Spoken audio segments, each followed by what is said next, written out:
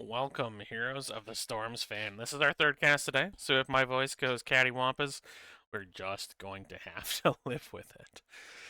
For our third cast of the day, we have a great match from last night. We've got Roll1Esports versus Macro Machines here in Season 19 of NGS in Division B West.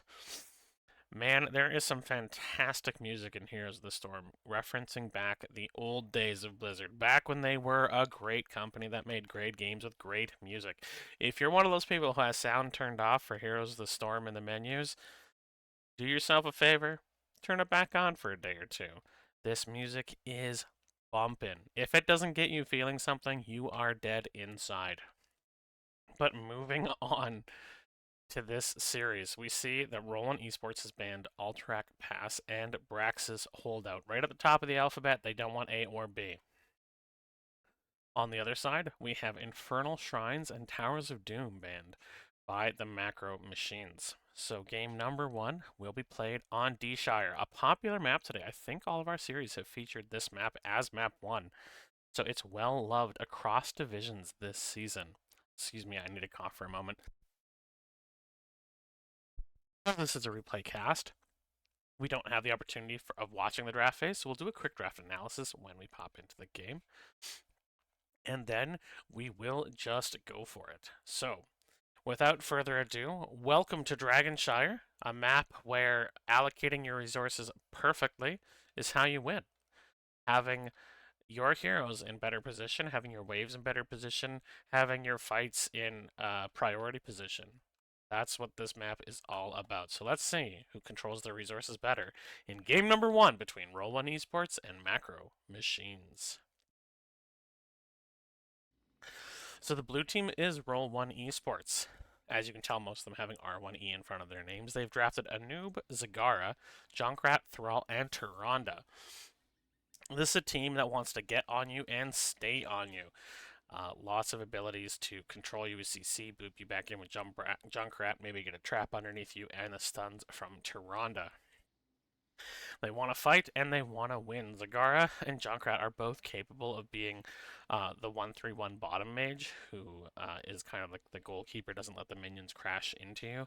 And Thrall will be the offlaner here, so we might see a 1-3-1 setup, or we might see Thrall doing a bit of double soak while also trying to hold on to that top point. It's a fairly standard for this map setup, although both Zagara and Junkrat have a slightly slower damage, so they'll need that CC to lock people down to kill them. Overall, I'd say it's pretty solid for this map, and it's got every opportunity to find them the win. On the other side, we have Macro Machines who have drafted Blaze, Ariel, Hanzo, and Muradin. I can't see the fourth one because it's invisible. It's Valera. I don't know that I've seen Valera in NGS, so this is exciting for me. Macro Machines is known for letting Arcane pick unusual heroes, and I think that makes it really, really exciting. Now, they haven't seen a lot of success yet this season. It's not because of the weird hero picks, I don't think. I think they've kind of been struggling to gel as a team, but they're getting there. And I think having unusual picks keeps enemy teams from knowing what they'll see against Macro Machines. On a map like this, Valera will function similarly to the Zeratul, but instead of a huge amount of damage coming out of the shadows, it will be a huge amount of crowd control coming out of the shadows, which can set up Blaze for a stun, Oriel for a whip, Hanzo for a W, or Muradin for a Stormbolt. Valera is a fantastic setup, man, and can make life for characters like Zagara difficult if she gets too far out in lane. Life for Thrall difficult. Or later in the game, if Tyrande's trying to get some healing out, silence her, make her panic, all of a sudden she's not healing her teammates. So Blaze is a great offlaner. The rest of this comp are all excellent heroes, regardless of the map you want. It's really Valera is the linchpin of this team. If she can get them ahead with lockdown kills. She also doesn't require as much scaling as Zeratul does, so we'll see if Arcane can bring the stealth and the stabs to game one between these two teams. So, without further ado, let's launch into game number one between Roll1Esports and Macro Machines. In the blue team, representing Dragons, we have Roll1Esports. We've got Rock Your World on Anubarak, Dr. Evil 12 playing Zagara, Poe on Junkrat, Velvet on Thrall, and Waneba on Tyrande. And in the red, representing a different dragon, we have Macro Machines, Hoku playing Blaze, Saralath on Ariel, I'm a Burb playing Hanzo, Arcane 13th on Valera, and Dark Knight on Muradin. I don't know why we became Spanish here. Olay. So both teams coming into the middle to see if they can get some fun skirmishing going. Poe takes a little bit of chunk there from the Hanzo. Level 1s, we've got Beetle build from Anubarak. We've got Volatile Acid. We don't usually see the Baneling build from Zagara, but it's certainly not a bad one. It lets her push pretty easily from a safer distance. We have got the extra moon timers. Again, I haven't seen much before, but I've seen it twice now today, so it's getting more common. We do have the Rolling Thunder from Thrall, which gives him better sustain. We're seeing Hoku put some pressure onto Dr. Evil up here. And we do have the Lunar Blaze, so the follow-up stuns from Lunara, looking to get a stun there. It is her strongest level 1, but that range makes a huge difference. Oh, but the gank comes up. And with this vision from the Zagara creep, Hoku gets blown away on the offlane Blaze. We do have the Adrenaline Stim Pack, Searing Light, Simple Geometry, or the Scatter Arrow from Hanzo. We have Combat Readiness, so the block from Valir. I'm not sure I've seen that before on her either, but I don't see her enough to say. We do have the Stormbolt build-up from Myrna. That's based on not hitting Stormbolts, but on auto-attacking heroes, so... But 4 Beetles are currently fighting the Dwarf King as this invasion comes in. Valera was top to soak. And also trying to destroy the Zerg bits. The creep tumors. My goodness, sorry about that. My brain is mush after existing. Arcane is going to go invisible. Looking for an opportunity to put pressure on the Zagara here. But instead will capture the top. The bottom has been captured by our resident stringy Australian Junkrat. There are 3 top now. Waneba, Velvet, and Dr. Evil are here as this Arcane looking at looking at Velvet. Thrall, outside of his W, doesn't really have much opportunity to scout out the Valera. He misses the W, so now he is not able to. Sarah clearing the way with the whip. Dark Knight is going to jump on there, and there's the stun from Arcane. They're jumping on Dr. Evil. A great whip there, but there's a lot of damage going to the Mirrodin here. Dark Knight actually goes down first. Arcane is chasing down Dr. Evil, but also takes shots. A stun there, but Arcane will die also, and unfortunately, they're not able to get the pick. It's a little too early in the game for the tank to be jumping under towers, and so Mirrodin was blown up. Both shrines in the hands of Roll1Esports. Rock Your World looking to take it, but Hoku delaying here in the mid lane, giving his team, her team, sorry. Blaze is a him, but Hoku's a her. Taking the chance to get her team back here. Death timers are short this early in the game. Dark Knight going bottom, while Arcane goes top. And again, there's every opportunity for this Valir to make life difficult for the Zagara. The minions will not attack her if they can't see her, so there is pressure here. Hoku gets pushed very low, but 300 hit points remain. And in the bot lane, now both of the shrines are now in the hands of Macro Machines, as they macro their way into capturing the altars. I'm a Burb on this Hanzo, flips over a garden. Velvet trying to steal that orb, not able to, however. Junkrat soaking in the bot. 3 here in the middle, trying to see if they can capture someone.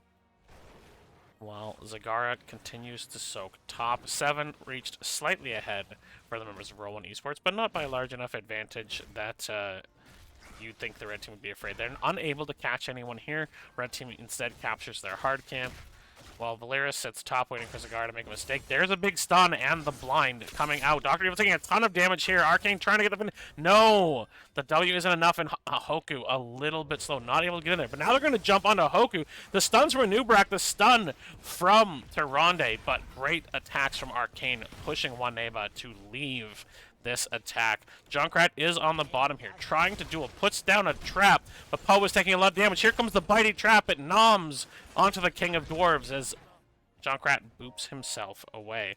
And once again, both of these are going to be in the hands of macro machines. Thrall is taking damage from Arcane, but is able to sustain up quickly, is healed by 1neba, and I'm a Burb is not able to get Rock Your World to leave them alone long enough to capture here. Out will come the Burrow charge. It does hit I'm a Burb, and the Impale hits as well. I'm a Burb down to half health, has to flip over the edge of this wall. Arcane is coming down, silences and puts some damage onto the Anubrak here, who does seem to be out of cooldowns for the moment, but the damage coming from Arcane is pretty small at this point. Up top, we do have a 3v2.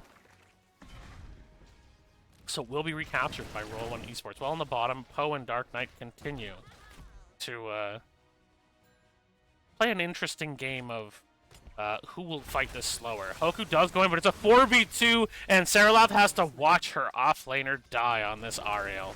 Oh my, that was a murder. Then the bot lane, the range of the Junkrat is starting to make life difficult, but I'm a Burb has come in now. There is the jump in by Dark Knight, but the trap keeps him in place, so Poe is able to escape. But bottom is captured again by macro machines, meaning there is not a capture available for Roll1Esports, as Arcane finds himself once again capturing the point. So kills are 4-0, and there's a slight advantage. Oh, but they're jumping onto Dark Knight here. There is a stun, but Dark Knight manages to leap out and stays alive. But we're almost to 10, or we are 10 on the side of Roll1Esports, and no Dragon Knights have been captured thus far. So we see Cocoon for Anubrak, Maw for Zagara, Riptire. We're seeing Earthquake and not Sunring Withdrawal. I believe that's an excellent choice on this map specifically. It gives you so much control over a point brawl. No one's going to be dipping in and out when they have to walk over Earthquake. And we do have Starfall for Tyrande. Does help reveal someone like the Valeera. On the other side, we have Bunker for Blaze, Crystal Aegis for our Ariel, Dragon's Arrow for Hanzo. We have Smoke Bomb, Ninja, Vanish for Valeera. And we have Haymaker Murden. This isn't your grandpa's Murden grabbing his hammer, grabbing his avatar, turned into a big old rock man. This is Haymaker Murden. He is ready to punch. Out comes the trap, tries to nibble at the dwarf's cojones, but Dark Knight wanders away from that. He does not want to get cajone nibbled. Bottom Bruiser is taken by the members of Macro Machines. In the mid lane, they're putting aggression onto Velvet here. Arcane doing a lot of damage here, but again, the heals go out from 1neba. They're going to jump onto Rock Your World, but he is able to E out.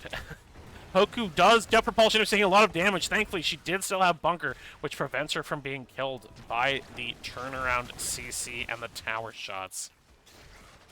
Valeera will go back top again to capture this point. Also clear out some of the creep tumors here to prevent vision from this Zagara. There has been, they've marked that there's probably something scary in this Tribrush. Uh-oh, is Skirls. They're looking at Hoku here. The jet propulsion takes a weird S shape, but despite the sibilant shape of her propulsion, Hoku makes it out. There is the recapture by Zagara on the top, and the recapture by our Junkrat on the bottom. Macro Machines has decided in vain. They're going to jump on Velvet. They're doing a lot of damage here. The Dragon's Arrow misses. It's going! It's going! It's going! It hits some poor gardener who is busy picking weeds out of this poor, poor garden. This Dragon Shrine. Look at all this lovely work. I mean, the gardener has got to be getting paid a mint, but that arrow went over there and, you know, caught him in the side of the head while he was shaving. He is not impressed. Hoku recapturing the top, and again, we have yet to see a Dragon Knight. Valera has to drop Smoke Bomb, otherwise she'll die to this 3-man here. But Dark Knight comes up as well. It is a 4v4 in the top lane. It's going to be a 5v4. The Maw comes out and captures 2. Saralab has to walk up. Out comes the Earthquake. It's going to make it difficult. Cocoon comes out and does get a Hoku. There's so much damage. The Star Pole is dropping. Murden is dead. Valera has dumped into the bunker, but they're all slowed by the huge Earthquake. And despite it being a 5v4, they lose their Murden to the huge AoE abilities of Roll1Esports. Rock Your World attempts to hit Hoku, but oh, it's still a 4v2. They've made a mistake, and they get hit by the Tyrande follow-up. Both of them are murdered. Ariel was not close enough to save them, so this will be a double capture. I'm a Burb, looking to see if it's safe to capture bottom, as Thrall rotates middle to pick up the game's first Dragon Knight at 9 minutes and 32 seconds. Just a little bit of hesitation, a little bit of delay in that choice by macro machines, and they ended up getting caught out here. Unfortunately, losing 3 members and leaving the Dragon Knight to be captured by Roll1Esports. So the Dragon Knight is going to work at slapping away at this mid gate. So kills are 7-0, and we're seeing a bit of a chokehold be applied by Roll1Esports into this game. There is the jump onto Valera. She does drop the smoke bomb. She is stunned, but she doesn't take damage. She jumps onto Junkrat, but as much damage as she can onto Poe. Now she's next to Waneba, but is caught in a trap and taking a lot of damage. The Dragon Knight comes down to support. It is a 4v4, but one of them is a Dragon Knight. Murden is kicked to the mid lane and says, fine, I'll clear here then.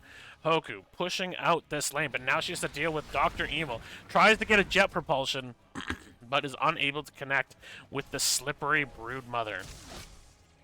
Dragon Knight is getting pushed back here. Finish the gate in both mid and bottom. Top is down to half a fort, and bottom is down to, well, just about half as well. They are pushed back, though, and this Dragon Knight will expire in 4 seconds, meaning that a fairly solid defense from the members of Macro Machines. Dark Knight looks to jump onto Rock Your World. Does hit with a Stormbolt. Only has 15 stacks so far of the Stormbolt, but the repeated defense has been stacked up by Saralab, and we also see simple geometry completed. Bile has only gotten 5 of the 12 stacks so far, as no one's really been just stand-up fighting with the Zagara, but she doesn't really require that. If no one stands up to her, she pushes hard. If someone does stand up to her, she drops a bunch of Zergs on their head. That's probably not great. Dark Knight looking at the invade, but there are 3 members of Roll1Esports here, so instead the red team is going to look at taking the bottom bruiser. Dark Knight here, trying to convince them that he's serious, just trying to throw them off the scent of them taking the bottom keep. The Giants do get booped by a Junkrat bomb. Oh, they have the vision, but it's just a moment too late. Macro Machines once again captures the bottom bruiser, and so that's something that is going to have to be responded to by Roll1Esports. Hoku having to defend top and take those banelings to the face to make sure that her fort does not go down. Has to kill these pushing minions, but that's difficult to do. She's standing in fire, trying to get her health back. She takes so much damage. The Envenom Spine comes out, and she has to drop Bunker to prevent from just straight up dying to that Zagara. Blaze does not like dealing with strong ranged attackers, and Zagara is that, especially with the Envenom Spine at 4. It does an additional 500 damage, and it just takes your health down, and it's very hard to deal with as a pseudo melee. They say Blaze is a ranged attacker, and yes, technically his autos have range, but he doesn't fit the definition of a ranged attacker, let's be honest. There is the jump in here, but they see Dark Knight and they jump on him, but a good turnaround so far. A great Dragon's Arrow comes out. Arcane is jumping on Waneba and has done so much damage to the healer, but the Earthquake comes out, and that's going to make Valera's life so difficult. Dark Knight is very low. The stun comes out onto Zagara, but they manage to get the return kill onto Murden. They get Sarah blown up. I'm a Bird manages to jump away, but leaves the Angel to die at the vicious hands of Roll1Esports. They're going to capture the bot lane here as Arcane continues to wait to see if there's an opportunity to pick off a straggler. But Roll1Esports knows they can't leave anyone alone with a Valera running around hunting for them. So, making a macro choice, macro Machines decides to take their bruise. They are seen by the Tyrande Owl, which means that Roll1Esports feels like they can safely take this keep gate. And you know what? They're not wrong, with 2 still dead on the side of Macro Machines. Hoku pushes out the minions. And with a basically one full level lead, 20s will be coming in before too long for the members of Roll1Esports. And that is when they're going to get even more dangereux, as they say in French. Dark Knight looking to see if anyone's trying to capture top. At the moment, no, nobody is. Is anyone going to try and stop the push of this camp? Killing the catapult to keep this camp healthier longer is arcane, but there is a rotation coming up that's seen by the minions. So, red team does rotate away as they take the bottom altar here. Bomb does come out from Poe, who's played very safely so far. They're going to look to do some damage to the gate here. A rotation is coming from Roll1Esports, but Arcane is here and is able to see. There, out comes the Owl. Are they going to invade? They've seen this camp is not close to done. Dark Knight rotating to keep his team safe, as Dr. Evil just spits some little banelings to blow themselves up and their short lives on this mid fort. A little beetle, mechanical beetle here. Num num num num num num num num num. Trying to bite at Hoku's knees. Valeria is taking top. She's going to get ganked by the entire squad, minus, of course, the always stay bot Junkrat. She does have smoke bombs. She does get stunned. She gets rooted. She's trying to keep herself in a safe position as possible. She's behind Dr. Evil, but the Bane's going to explode and reveal her. In the bottom, Junkrat does get away. The Maw comes out and does get Valeria. She is going to die here. Red does have both, but not for long, as Valeria is killed and Rock Your World captures the top fort. They're almost 20 now. The bottom is captured, and Red Team is going to use their macro advantage, their strength in the bot lane to try and push, but they know they have to back out. The rotation is coming. Winter is coming. Dr. Evil pushes this wave back even further. Dark Knight rotating as quickly as he can to get to the top to try and prevent this capture by Roll1Esports, but it's going to be difficult. The capture is much shorter than the Shrine capture. Can Rock Your World get it in time? No, it is captured by Dark Knight. They decide instead to use beetles to tank this middle fort, and there's not a whole lot that this team can do about it. Hanzo doesn't clear minions that fast, and that's actually a huge weakness of this draft from macro machines. Who's supposed to clear minions? Hanzo is moderate at best. Ariel has to be in melee range to hit all of them with her whip, and Valeria, if Valeria's clearing waves, you're done screwed up. So this composition is really struggling in the wave clear department.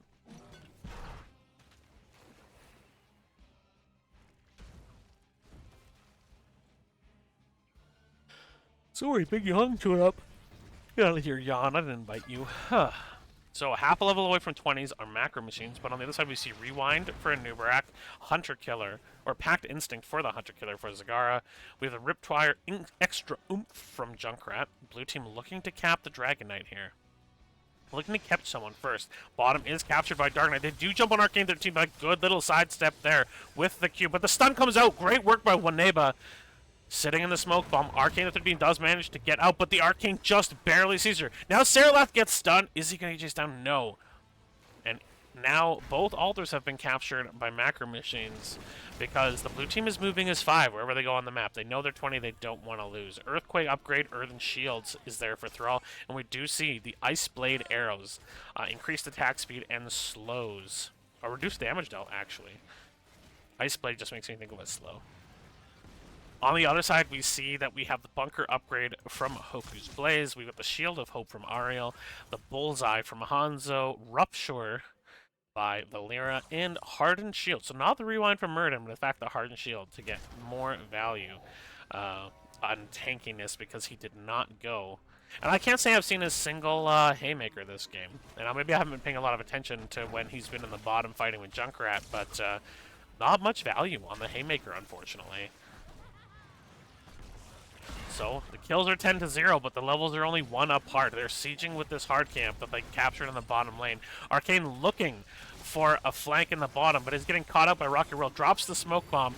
Out comes... Oh, and there's a great Riptire that exposes Arcane the 13. has to walk away. There is, in fact, a cocoon on the Muradin, and the blue team is poised to strike. But the rest of Macro Machines is coming to their tank's aid. They get some stuns onto Rock Your World. Here comes the Dragon Arrow, hits the back line, splits the front line like uprights. The field goal is good, and the back line gets hit. The Maw is used to disengage. And for a moment, at least, the red team is in the lead in terms of the map pressure here.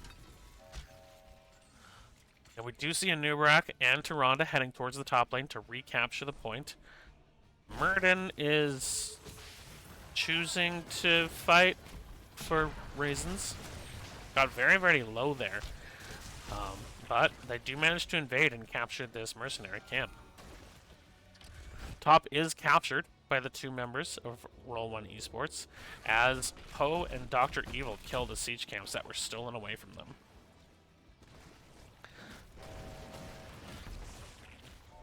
The top, we do have a siege camp pushing, but it's almost dead already, so it will provide no value for red team. And now they're going for a fight here. A Nubarak is killed. Rock Your World gets destroyed. Here's a stun from Hoku, but the earthen shields are coming out. So much damage from that Thrall, and Hoku is blown away. It's a 1-for-1 so far. Dark Knight jumps onto the back, and the Haymaker does come out, and they do catch Waneba. Here comes the stun. A good whip by Saralap, but Saralap's taking a lot of damage now. Good heal comes out. There is the silence onto the Thrall, and blown away, and this Valeera comp is finally showing its teeth. A huge blow-up and a 3-for-1 for the members of Macro Machines as they bide their time, find the perfect engage, and blow away the front line of Roll1Esports. And they're going to look to take a Dragon Knight. I assume they'll walk at bot lane or possibly mid lane while others push for this. And that's the other problem. Valeera Hanzo give you next to no siege whatsoever. Hanzo's stuff bounces off of buildings, and Valeera's auto attacks are strong-ish. I'm going to use the phrase strong-ish. But again, there's no one on this team where you go, wow, they're going to rock that structure. You see people and you go, hope they get a 5-man team wipe because that's how they're killing stuff. And that's why it can be so hard to fit Valeera into a team comp. Excuse me, because she can help you in fights, but she doesn't bring a lot of utility elsewhere. Muradin is going to play this aggressively, going to try and take this middle fort as well, and the health on the Dragon Knight is enough to allow. The Dragon Knight had almost 26,000 health to begin with. It is down now to about 7,000. They do find Valeera here, but she's going to manage to step away again. And once again, Arcane 13 is showing his mastery of these obscure heroes, or at least the ones not played often in NGS. He's really doing a good job. We've seen him play all sorts of things this season. Karazim, Zeratul, Valeera. If you name a weird hero in Heroes of the Storm, Arcane probably plays it. He does love his unusual picks. So once again, they're looking for a tri-brush engage. Last time they had an engage like this, they won. Oh, but they're going to jump onto the Hanzo. They got vision from the Owl and immediately blown up. The Maw comes out but hits no, and the Cocoon does hit the Hanzo. We still have Muradin in the Dragon Knight.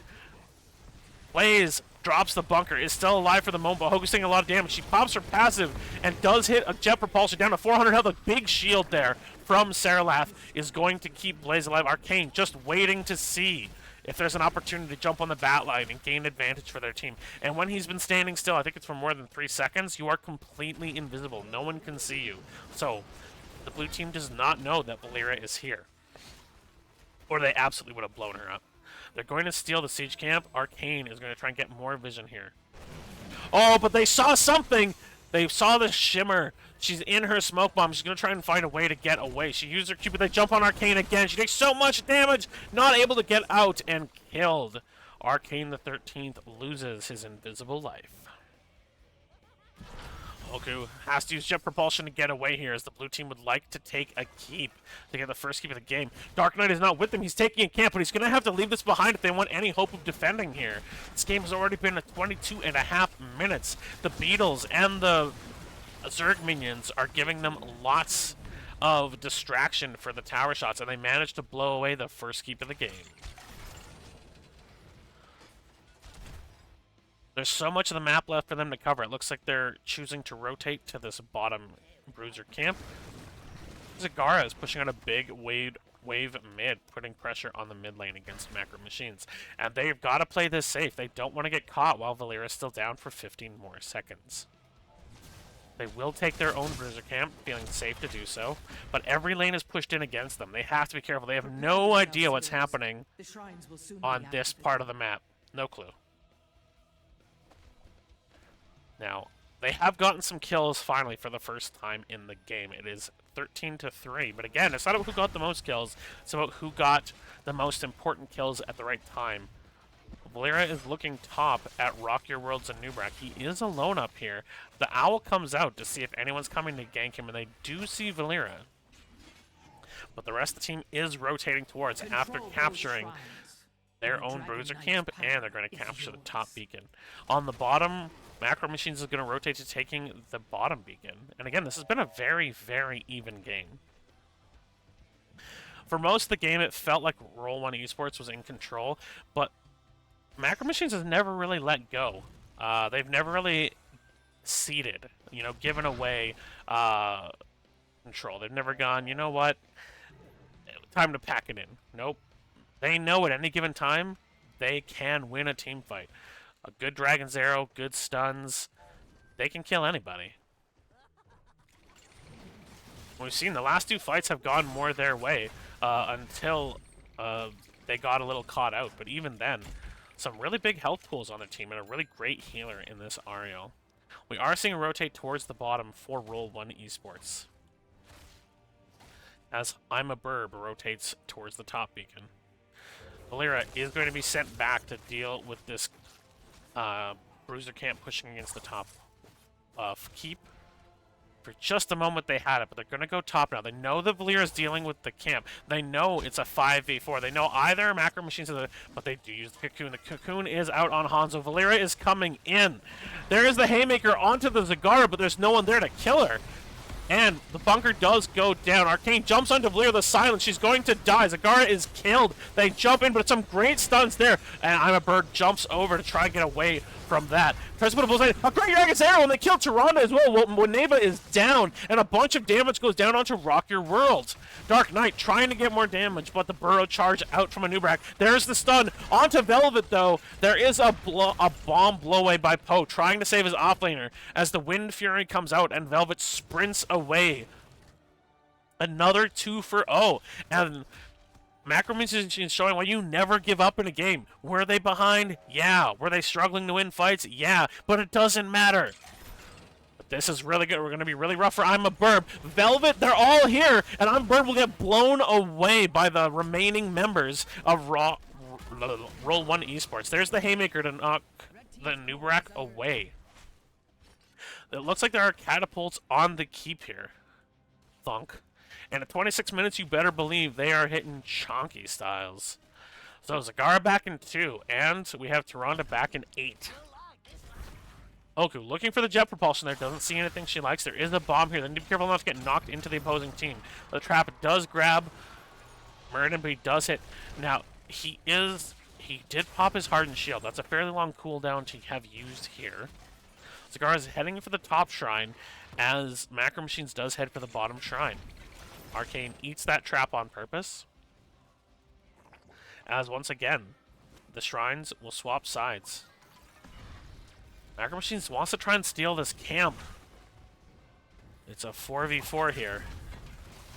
Rocker World does drop an Impale in here, but they seem loath to get actually in on this point. Rocker World will stand on the point. The bomb knocks him up, but here comes the sign. It's a good whip there by Sarlacc. Rocker World is taking a lot of damage. The knockback on Velvet, I'm not sure that's who you want in your ball in. Here comes the Dragon's Arrow, but it goes nowhere. It's going to hit another poor Gardener just doing his job. The bunker does come out, but Ariel gets Cocoon, and Hoku is down to 1,000 health, which at this point in the game is not a lot. Ariel is all alone. They lose the camp, they lose 2 characters, and it's a 2-0 for the members of Roll1Esports. And that has got to be tough for Macro Machines, as they were starting to get some control of the rotations of this game. They unfortunately lose Hanzo here, as they've just moved as 5. Everywhere they go now, Roll1Esports moves as 5. They never let someone be caught alone. I say as Thrall just waits here by himself, alone. He does have the Wind Fury, which gives him a better chance to escape unless he's hit by Valera specifically. So, it's going to be 15 seconds left on Murden and 25 for Ariel.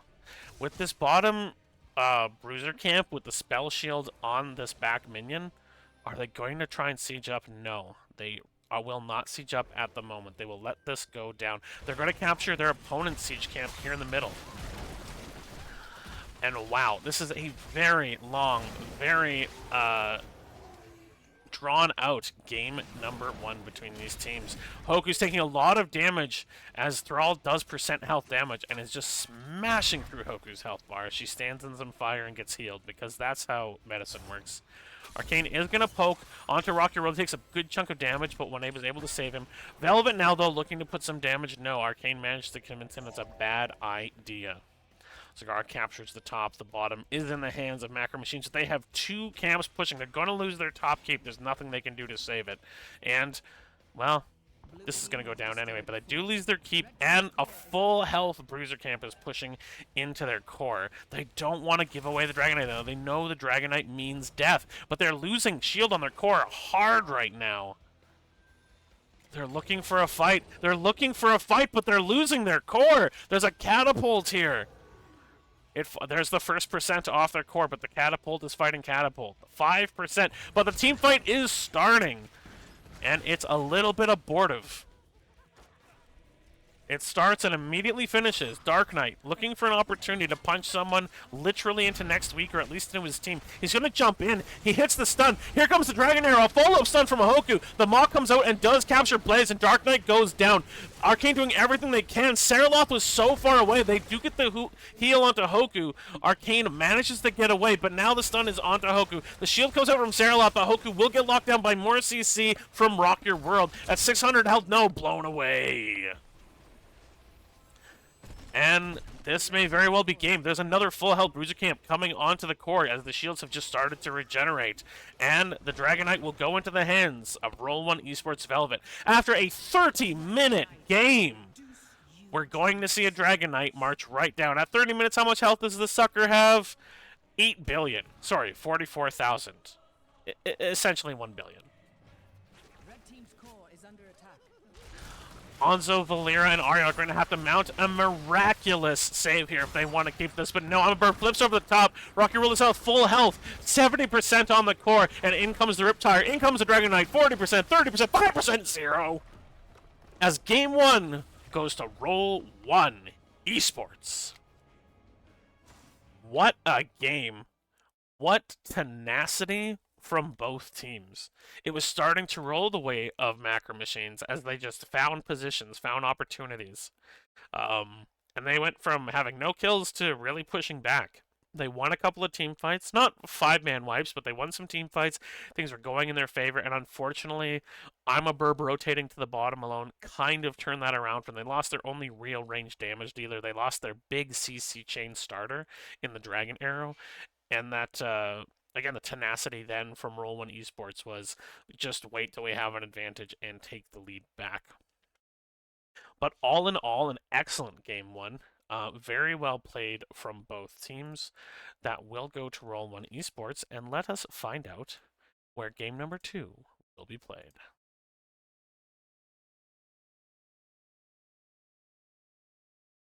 Ooh, this is an exciting one, ladies and gentlemen. We're going to see game number 2 played on Battlefield of Eternity. So, what's fun about Battlefield of Eternity? Well, we have seen Macro Machines play this as a 2-3 map. So 2 people on top and 3 people on the bottom instead of the usual 1-4. Trying to throw their opponents off. Trying to find mixed match advantages. There is a lot of opportunities on this map to try different team compositions than you might normally see. Because of the nature of the map, because there's not a ton of macro to be had, but just those 2 immortals to fight over. So it's either fight the other team or fight the immortal when it comes down to that. Because of that, we sometimes see really, really interesting and neat team compositions come out. So let's see what these teams have brought us in game number 2 on Battlefield of Eternity. So the blue team, Roll1Esports, has drafted Garrosh, Li Ming, Junkrat, Thrall, and Deckard. Poe's Junkrat was very safe, played very well. Velvet's Thrall also played very, very well.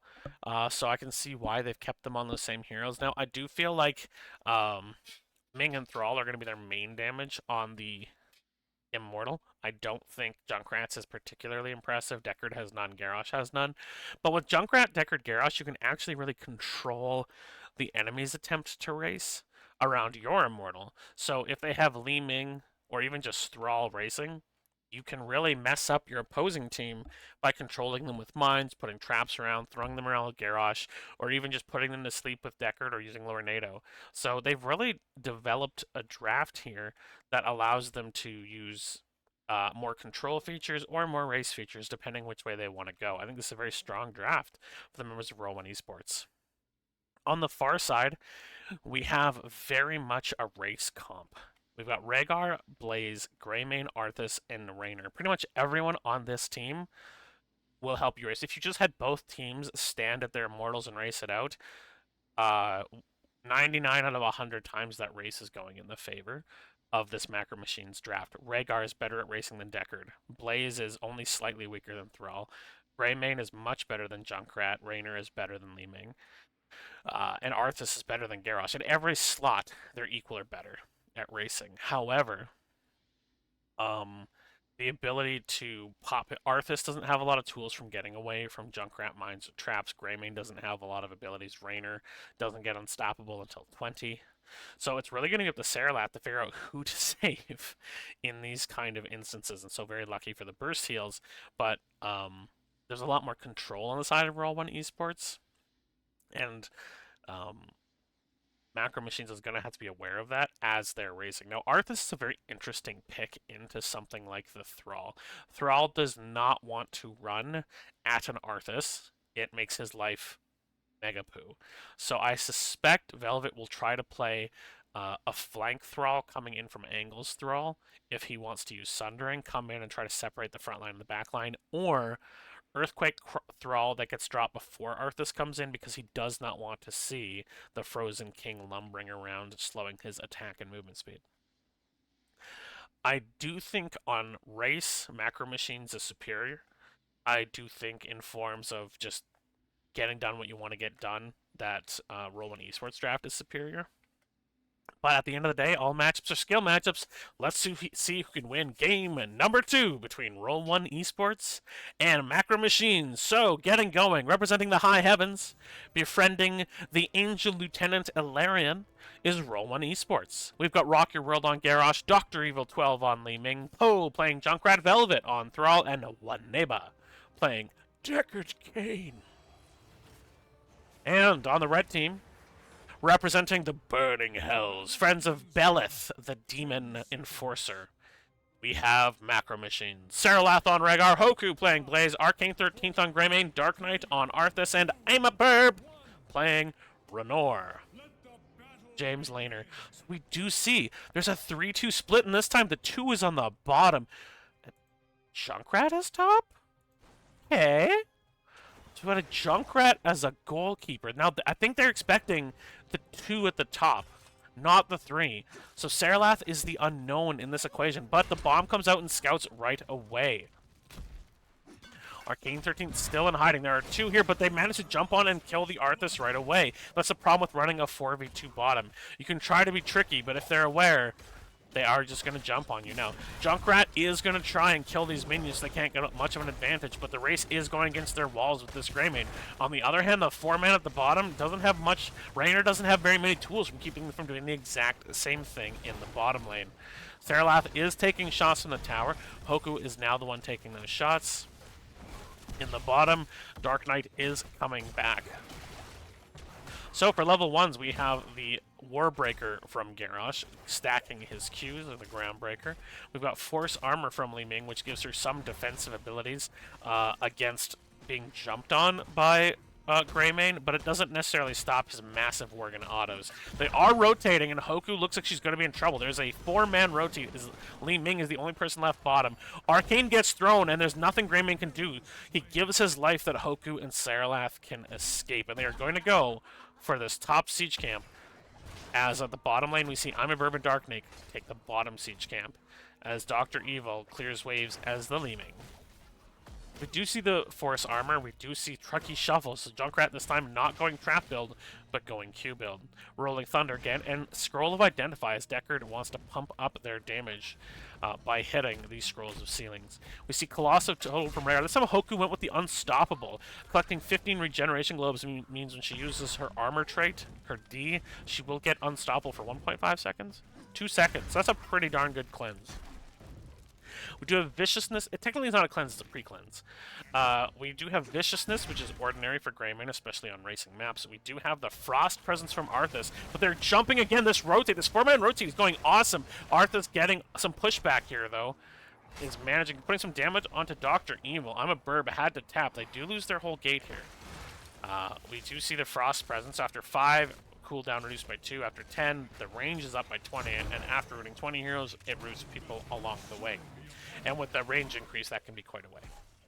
We also see Exterminator for Raynor, which again is absolutely normal on this map. The red team has gone and finished their Bruiser camp, while the blue team is slow to this, which means they may have a slight disadvantage in preparing for the Immortal, as the red team is rotating. Macro Machines is looking to get themselves in early position for this race. And again, their race is markedly superior to the race of Roll1Esports. So we'll see. And they turn this race comp into a game number 3 as they rotate bottom. Raynor immediately using that Exterminate talent to put lots of damage onto the Angel Lieutenant Alarian.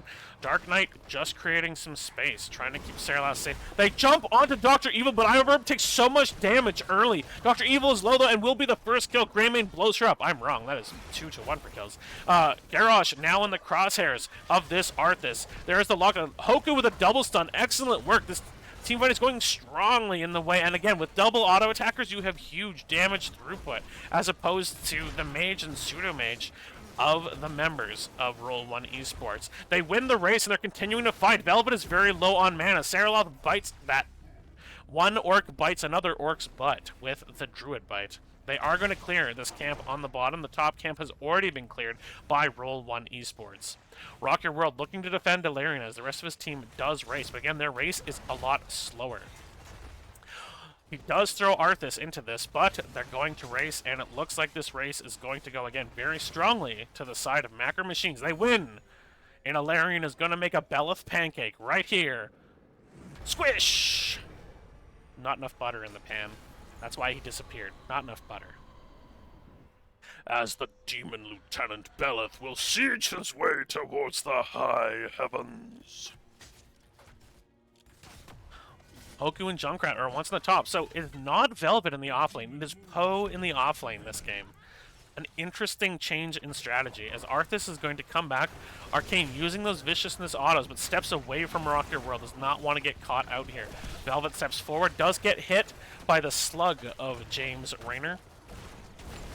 Belith breaks through the gate, is already down to about a quarter of his health, will not get much damage onto this fort as he goes down. But the gate is down now in the top and the bottom lane for Macro Machines, and they are getting themselves an early lead here in game number 2. They have about a half-level lead. Now, they have backed off, which means Roll1Esports is going to try and take the siege camp here at the bottom. Greymane is rotating top. They're going to look to take the siege camp at the top unless they look for the gank first. No, Arcane is going straight for the camp. This camp is taken. Raynor goes to check the bush just as Garrosh steps out, so he does eat the slug, but does next to nothing to the War Chief. He's seen worse than projectile weapons. As Greymane captures this camp in the top, it's going to be a 3-man defend against 4 and a siege camp. Velvet putting the Q there. Another stack there for Dark Knight's Howling Blast. Howling Blast? Yeah. Li Ming makes you make a difficult choice. Do you want to tank her damage, or do you want to let it hit your buildings where it'll be permanent? There is a root. They do gank and kill Junkrat in the top. Hoku and Arcane have taken a lot of damage, but they are getting free damage on this fort. In the bottom, they've been able to push them away. Now there is going to be a big rotate here. Arcane is backing. Will he get caught? No! Perfectly back in time as the rest of Roll1Esports is forced to respond as they've lost 2/3 of their top fort to the siege camp and that jump onto Poe. And again, the tempo of this game is now favoring Macro Machines. They're doing an excellent job. They've got almost a full level lead, and they've made it so that Roll1Esports never knows where they are. They actually don't want to leave anyone alone at the moment. Their camp is coming up in 30 seconds, but the Immortals are coming up in 2 seconds. So Bruiser Camp does go over, and again, the race instantly. That's where the members of the red team want to be. There's only 3 here for the blue team. Rock Your World is getting locked down by the Arthas. He does get flipped in. Does jump in by Arcanius. Be careful, now he gets stunned. There's 2 stuns there, and the scroll ceiling is going to root them further. Arcane is incredibly low, and Dark Knight is taking so much damage. There's a silence. He goes down. Just a moment before he could have gotten Army of the Dead to heal himself up. They still have a big race advantage, and there's a Bruiser Camp that will take down the top fort if it is ignored. They're looking to defend their Immortal as Li Ming goes top, but it's too late.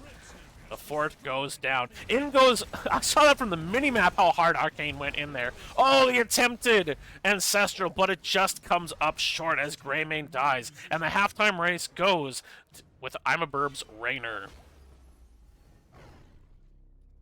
So, Tensor and Ancestral, Bunker. Ancestral for Rhaegar, Bunker for Blaze, Cursed Bullet for Greymane, Centrigosa, and not Army of the Dead for Dark Knight on Arthas, and Raynor's Raider for Raynor.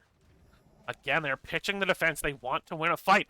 But reading this, Macro Machines is going to go straight for the bottom fort. They use Centrigosa, but now they're surrounded. It is going to be a 4v5 team fight. Now, there is no defense for the moment. I'm a Burb has just run away, knows that this is not a winning proposition, but that means the end of Seralath on Rhaegar, the end of Dark Knight on Arthas. Arcane is just going to jump and put some more damage onto Ilarion as he mounts and gets out. I don't know if I'm a Bird was told to get out or if James Laner was just like, no. I win by getting out. So now the race is going to be in the hands of Roll1Esports. But both of the racers are still alive for the members of Macro Machines. But they're in fact going to go for this camp. They're going to allow the race to go over to their opponents. Hoku gets thrown. Rock Your World, the only one defending here, does use Unstoppable, but it doesn't stop them. I'm a Burb is going to jump on Rock Your World. They're going to try and get a team-wide advantage, but good Indomitable use there by Rock Your World on the Garrosh, and he's going to walk away safely. So now it's going to be a Devil Pancake as Ilarion smashes Belith into the ground, absorbs his power into a powerful, about 40% shield, and he is going to swagger down this top lane. So while they have a shield, the Immortals only make ranged attacks. They do not attack with their swords. They don't attack in melee until the shield is gone. Here's a big team fight here. There is a taunt here onto Dark Knight, but he doesn't take that much damage. A good Ancestral onto Seralath, but he still takes very high amounts of damage. Now, the Angel is down past the shield. Oh, and a good combo there. Rainer's taking so much damage when a good cleanse comes out from Seralath. Out comes Centrigosa. Dark Knight is trying to re-engage. They jump onto Garrosh. He takes some big Worgen damage. In the bot lane, Hoku managed to take down their bottom fort from Poe. In the top, it does look like, though, Ilarion will go down. Is the team going to attempt to finish this 10% keep off? No. They will back away as Dark Knight eats a final orb from the Sorceress Li Ming. Blue team waiting to see if Macro Machines is going to come any further. Rocket World is going to jump at Arcane 13th. They're going to leap all over him. The healer's not here and blown away as Arcane 13th. They waited as if they had rotated. Now Dr. Evil, he is getting caught out. He gets killed as well. Their Lonado is out. The Earthquake is out there using all their ults. They want to turn this into something larger, a bigger victory. But Dark Knight is just going to walk back in. Now he doesn't have Cindergosa for 50 more seconds. If they had won a big fight here, they could have immediately pushed down this fort. But having gone 1-for-1, now they have to wait. Hoku pushes back Poe, who's afraid of being jumped on. Rainer's Raider kept scouting them out there. They couldn't go for that camp, and they're going to look to rotate now as Hoku rotates towards the top lane, and Greymane is rotating towards this hard camp. This time, Macro Machine's playing very carefully. They don't want to lose anyone unnecessarily, while Poe and Dr. Evil go for their own Bruiser camp. Immortals will be spawning in 30 seconds. Big wave pushing up bottom. Someone will have to be sent to deal with that. So it's interesting. We've got a double auto attack comp from Macro Machines. We've got basically a double mage. I consider Junkrat a mage. Now here's a 5v3, a big scroll of ceiling, but here comes the Cindy. It is going to slow Rock Your World. Hoku's going to walk up. They jump onto Garrosh. He's taking so much damage that a Great Lane Lornado is going to save Garrosh's life. And it's very, very close. But now out come the Immortals, and there is a Siege Camp pushing top as there is a Siege Camp pushing bottom. It seems like Hoku is going to go respond to that bottom pushing camp. The teams need to be careful here. There's a big wolf from Thrall, and Dark Knight is going to be knocked up, but for the moment, no deaths to either team, as both teams have sent someone to deal with the Bruiser Camp threat. Li Ming and Deckard are going to fight onto Belith, but Macro Machines is rotating to defend. So the blue team doesn't know where they are. Oh, a big Howling Blast manages to not hit any members of Roll1Esports, but this is getting tight. I'm kind of surprised they don't just send Li Ming up to blow this up, just finish it off. That's what their opponents did to them earlier, and they're doing that right now. They're going to send Poe to finish off this building with Waneba and Velvet. Meanwhile, Macro Machines, they take the camp at the bottom to provide more pressure. There's the root onto Dr. Evil. The race, they do put a lot of damage onto Belith here. Ilarion does have more health, but again, the race is better. They do put a flip onto Hoku. She gets taunted before the Jump Propulse come out. Oh, the bunker comes in. I don't know if that stops the healing, though. The Unstoppable comes out. Out comes the Riptire. That's a lot of damage onto Dark Knight, and he will go down, although he does finish his Frozen Tempest quest. And this time, the team fight is in the advantage of Roll1Esports. They're going to send someone bottom to defend the Siege Camp. And they're going to leave 2 here to defend while Waneba and Li Ming fight a demon. There's the knock-up onto Arcane. They know they're losing this, so they're going to try and get a couple of kills so the siege is not as strong, as this will go in the bottom lane. But there it is, about a half-power shield for Belith as he crushes his opponent, his immortal opponent, Ilarion. No, sorry, as Ilarion smashes Belith into the ground, he is going to siege the Burning Hells with about just over half shield. Okay, heal in the bunker. Thank you, Calamancy. I wasn't sure it looked like it, but wasn't entirely certain. So, they've got everyone at full health except Poe. They're going to push this bottom fort. It is 15 to 15, and both teams will be 16 soon. Rainer's Raider looking for the flank, potentially. Rock Your World also looking for a flank, but both teams scouting out, not wanting to make a mistake here. Out comes the Howling Blast. It does not catch anyone in its rooting powers. The ranged attacks coming out from the Angel Ilarion. A Howling Blast comes out onto him again. The gate is down. Rainer's Raider is out there, but it's being attacked. It is destroyed now. Rainer's going to have to wait before he can use that again. 16 is coming out for both teams. Ilarion is taking a lot of damage. Out comes the Riptire. It's going towards Arcane. He takes about half a second there, but out comes the Cinder Ghost. They're looking to chase behind Ilarion. Out comes the Earthquake, which is going to make this Arthas' advance difficult. Hoku gets thrown back by Rock Your World as they try to step out of that scroll of ceiling, but it still hits 3. That's 21 stacks for the Deckard Cain. Ilarion goes down. The keep is at about 20%, 30% health. And this game's momentum has shifted back into the favor of Roll1Esports. Both teams are going to stop, take a break. There's only one place on the map to go, and it is this top camp. Both teams rushing toward it. Waneba sees Dark Knight emerge from a bush, and I mean, an undead king is probably the last thing you want to see come out of that. But so much damage goes on to Dark Knight immediately. Again, he doesn't have any big heals. The Ancestral comes out, but it's just a moment too late. Bunker comes out, but again, a moment too late. Saralath takes some damage. Arcane goes in hard, and Garrosh is dead also. Both teams have lost their tank.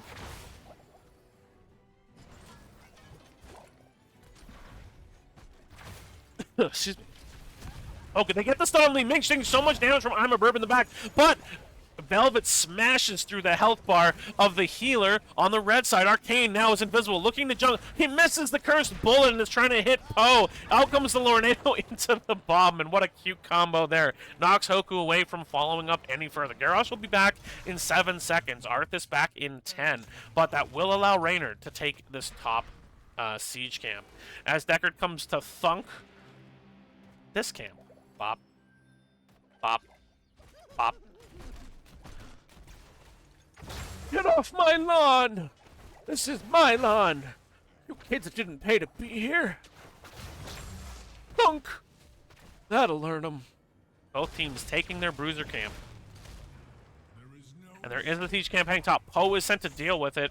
Red team is going to want to race again, but last time that hasn't gone well for them. Rhaegar will be back with them in just a moment as Arcane 13th taps. Both teams looking to defend first, but this is not free for the red team, as it gives Poe a chance to clear. For free, basically. Are they looking to make a gank here? No. Looking for a rotate. Oh! Trap is going to see Dark Knight, and he has to back away from this rotation. It's hard to get a sneaky rotate on a Junkrat. Rainer's Raider is racing, kind of slowly and carefully here. They are going to race. Rocky World does throw Dark Knight in. Arcane does get stunned and hit, but a good cleanse there from Saralath.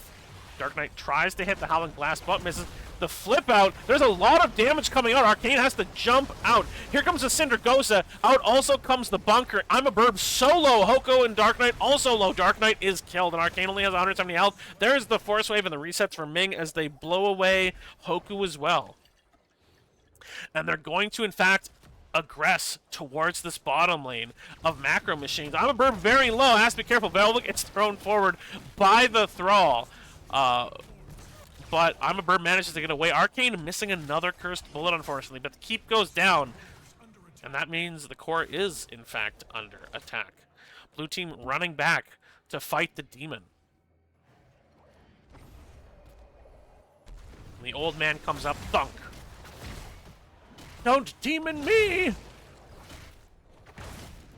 Red team looking to take the bottom siege camp here, trying to give themselves some form of advantage while they wait for their opponent to get the halftime show going. We will have Arthas and Hoku Blaze back up in just a moment here, but they still need to rotate towards this fight. And the race is coming out in the favor of Roll1Esports. Even though they have a slower race, again, they have more control, and that's what they've shown here.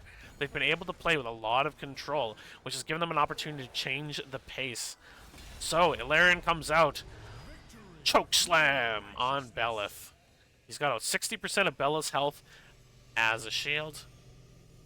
And it's going to go top lane. Now, the bottom lane siege camp and catapult will prevent this wave from pushing back against them. They will be safe there. But they cannot allow themselves to lose any characters before the defense at the gate. They have to be super, super careful.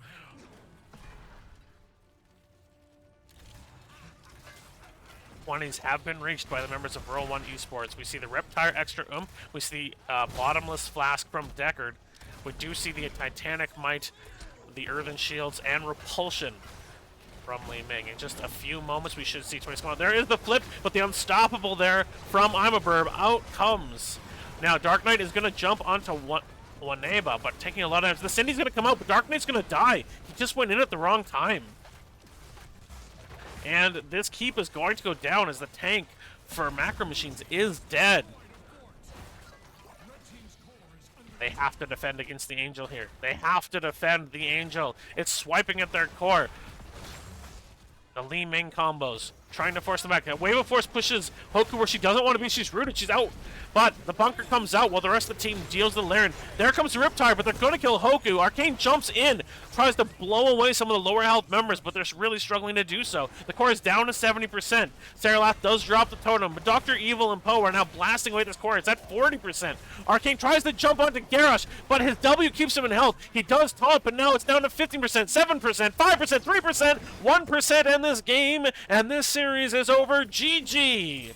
Game 2 goes to Roll1Esports.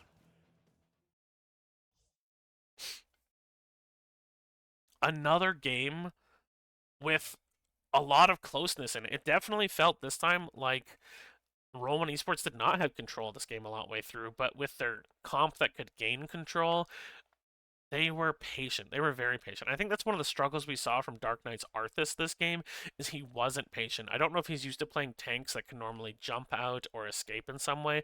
I play a lot of Arthas, and Arthas is not that tank. Arthas walks in, and if he's still alive after, he has to walk back out.